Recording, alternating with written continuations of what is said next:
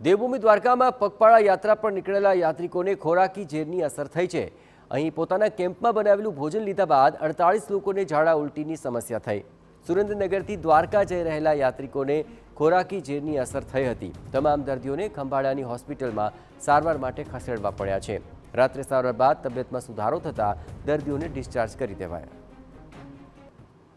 આશરે 100 માણસો જેટલો સંઘ વીજળીયાથી પગપાળા ચાલીને દ્વારકા જતો હતો, ત્યારે ખંભાળિયાથી આગળ 5 કિલોમીટર આશરે જતાં અમને રાત્રે જે જમવાનું હતું એમાં જાતે રસોડું કરેલ અમે, અને એમાંથી અમને કંઈક રાત્રે જમવામાં તકલીફ થઈ હતી।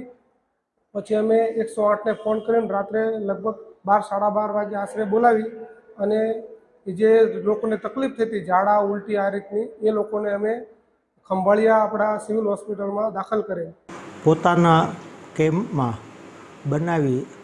ખાવાનું બનાવી અને લીધા પછી એમને ફૂડ પોઈઝનિંગની અસર થતાં અત્રે હોસ્પિટલ ખાતે લાવવામાં આવેલા અને એમને ફૂડ પોઈઝનિંગની અસર થયેલી 48 લોકો અહીંયા સારવાર માટે આવેલા, જેને રાત્રે ઇમરજન્સીમાં અમારા તમામ સ્ટાફ દ્વારા વહેલામાં વહેલી તકે સારવાર પૂરી પાડવામાં આવેલી છે અને બધાને અત્યારે સારું હોય બધાને ડિસ્ચાર્જ કરવામાં આવેલા છે।